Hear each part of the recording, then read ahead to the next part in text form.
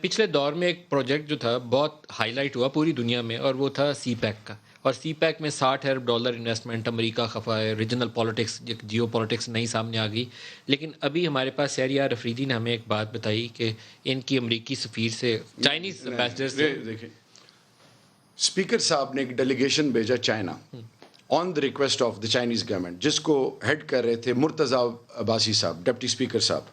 اس میں بہت سارے لوگ تھے، اس میں اکرم دورانی صاحب تھے، اس میں امیر حیدر ہوتی صاحب تھے، اس میں چٹان صاحب تھے، اور میں بہت سارے لوگ تھے. ہمیں وہاں پہ پریزنٹیشن دی گئی، اور پریزنٹیشن میں یہ کہا گیا کہ ویسٹرن روٹ کہ جو جب بلوچستان سے گوادر سے ہو کے جب جوب تک آتے ہیں، اور جوب سے پھر آگے ڈی آئی خان سے پھر اسی طرح بنو، پھر کوہاٹ، پھر پشاور، یہ روٹ جو ہے اس کے بارے میں ہمیں کہا گیا ہے کہ جی انسیکیور ہے، لا اینڈ آرڈر ایشو ہے. اس کی جگہ یہ ہمیں ان چائنیز میڈم نے کہا جو سی پیک کو ہیڈ کر رہی تھی، انہوں نے کہا یہ انسیکیور روٹ جی insecure as per the recommendations of the government of Pakistan. P M L N کی حکومت نے کہا تھا کہ انسیکیور نہیں ہے. جی ایبسلیوٹلی. تو اس لیے چائنیز نے کہا یہ تو محفوظ نہیں ہے. ہاں، یہ آپ اس کی جگہ ایسٹرن.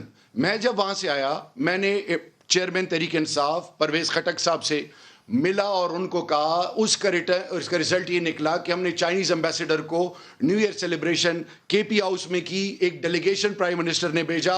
اس کے بعد صوبائی حکومت نے ایکشن میں آتے ہوئے کہا کہ ہم 1 انچ زمین، کوئی سیکشن 4 نہیں دیں گے. ہمیں 3 چیزیں چاہیے. نمبر 1 حقلہ والی روڈ کے علاوہ کہ ڈی آئی خان، بنو، کرک، کوہاٹ، پشاور، یہ road plus train plus Kohat to Jand, یہ روڈ ڈالی جائے. میرے پاس اس کی باقاعدہ پرویز خٹک صاحب کی ویسٹرن روٹ پورا آپ نے کہا کہ ہمیں دو گے تو ہم آگے چلیں گے.